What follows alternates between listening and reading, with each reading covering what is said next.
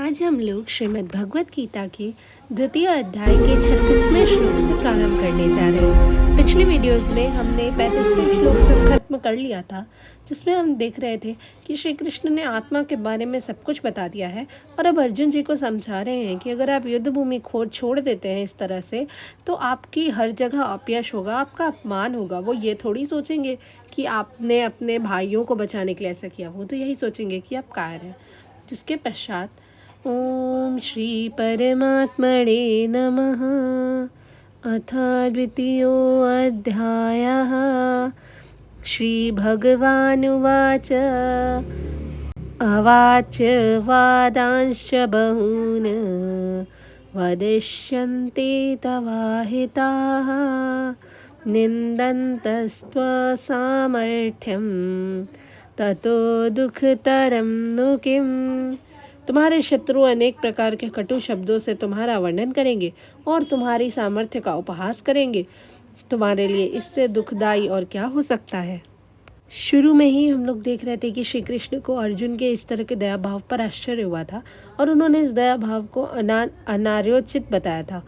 अब उन्होंने विस्तार से अर्जुन को तथाकथित दया भाव के विरुद्ध कहे गए अपने वचनों को सिद्ध कर दिया है। जिसके पश्चात हतो वा प्राप्स्यसि स्वर्गं जित्वा वा भोक्ष्यसे महीं तस्मादुत्तिष्ठ कौन्तेय युद्धाय कृतनिश्चयः।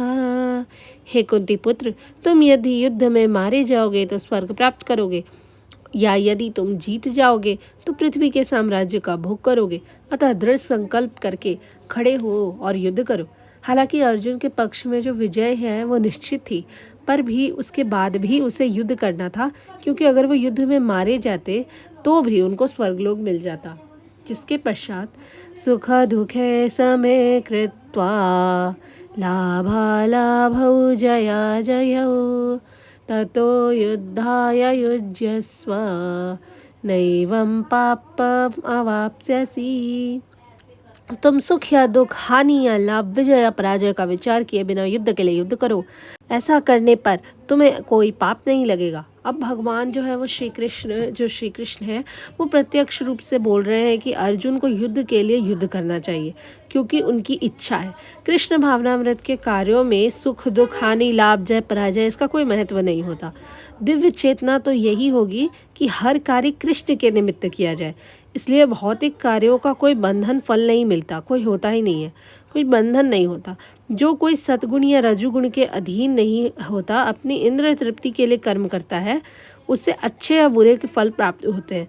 लेकिन जो कृष्ण भावनामृत में कार्य करता है, अपने आप को समर्पित कर देता है, वो सामान्य कर्म करने वालों के समान किसी का कृतज्ञ या ऋणी नहीं होता।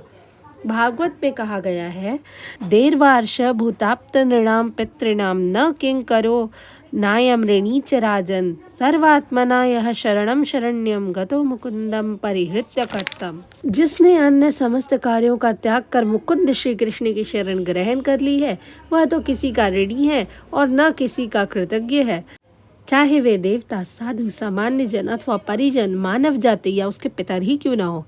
इस श्लोक में कृष्ण ने अर्जुन को अप्रत्यक्ष रूप से इसी का संकेत किया है। इसकी व्याख्या अगले श्लोकों में और भी स्पष्टता से हो जाएगी। धन्यवाद। आज के लिए बस इतना ही। हम लोग आगे के श्लोक अगली वीडियो में करेंगे। तब तक के लिए जय श्री राधे कृष्ण।